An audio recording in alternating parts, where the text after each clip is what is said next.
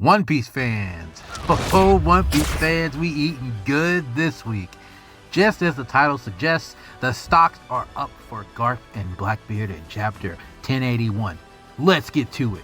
Chapter 1081 picks up right where we left off, with the unexpected arrival of Kuzan, the former Admiral Aokiji. As you may recall, in the previous chapter, we were introduced to Hibari, the sniper sword member who was causing quite a stir. Well, Kuzan wastes no time in making his presence known as he quickly freezes Hibari in a dominant display of his ice powers.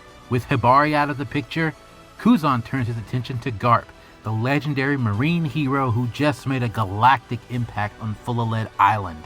The tension between these two characters is palpable as Kuzan confronts Garp with a question that will test the limits of their relationship.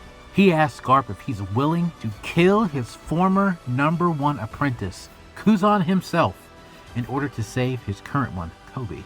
This question potentially puts Garp in an incredibly difficult position. On one hand, he has Kuzan, a man he once mentored and trusted, now standing before him as a potential enemy. And on the other hand, he has Kobe, his current apprentice and borderline son, whose life hangs in the balance. As this tension between Kuzan and Garp reaches its peak, I can't help but wonder what led Kuzan to this point. What events transpired that caused him to leave the Marines and become a potential threat to his former comrades? Was it the events of Marineford, his conflict with Akainu at Punk Hazard, or was he secretly a member of SWORD? Well, we learn, as the conversation between Kuzan and Garp continues, that Kuzan reveals his admiration for Garp's ability to do whatever he pleases. He explains that he's now following the same path by joining the notorious Blackbeard pirates. Garp, however, isn't impressed by this revelation and snorts that he taught Kuzan to live in the present. This right here might give some credence to what may have been the impetus of Kuzan's shift in allegiance.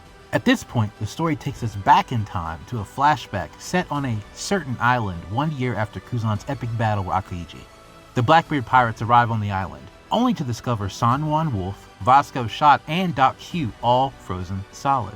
Surely he didn't have to exert that much effort for that, since we've always known he was a heavy hitter. As the flashback continues, we find the Blackbeard pirates entering a bar on the island where they come across Kuzan. Surprisingly, they all seem to get along quite well at first, sharing drinks and stories. However, things take a sudden turn when Lafitte whispers to Blackbeard that they should kill Kuzan and take his devil fruit powers for themselves, which is so wild to me. It's like Lafitte thought, hey, we murked an emperor all the way back then and we can get an admiral too. It's just wildly overconfident. Unfortunately for Lafitte, Kuzan overhears this little plan and becomes furious, preparing himself for the fight. The atmosphere in the bar quickly shifts from friendly to tense, as everyone braces for a potential showdown between Kuzan and the Blackbeard pirates. But Blackbeard steps in and cools things off. As the tension subsides, Blackbeard steers the conversation in a new direction. He asks Kuzan about the man with the burn scar, who's rumored to possess the fourth and final road poneglyph. This mysterious individual is said to ride on a black ship and has the power to create whirlpools, sinking his enemies in the depths of the sea.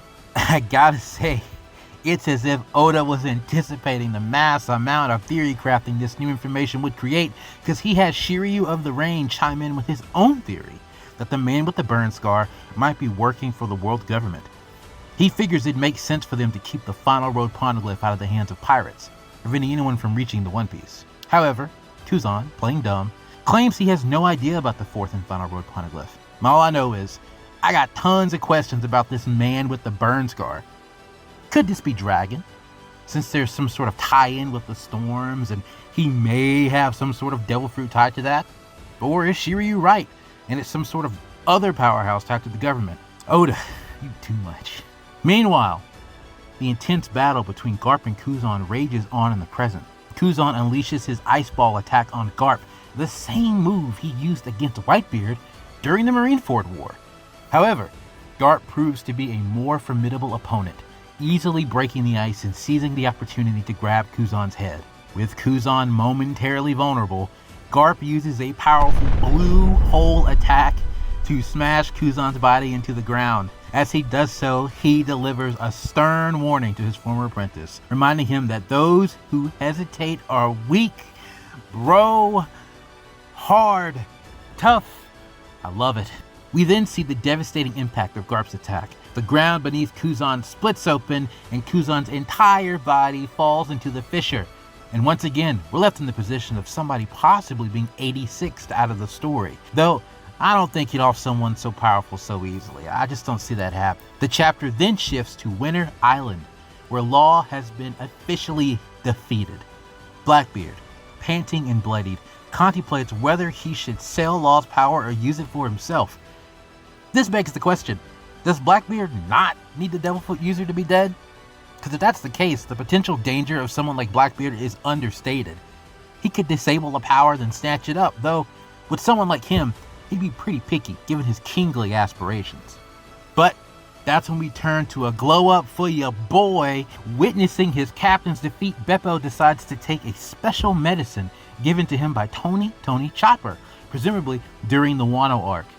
This allows Beppo to transform into a Sulong, taking on the appearance of a massive polar bear.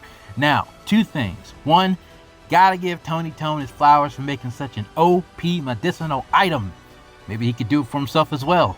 Imagine, Sulong empowered monster point.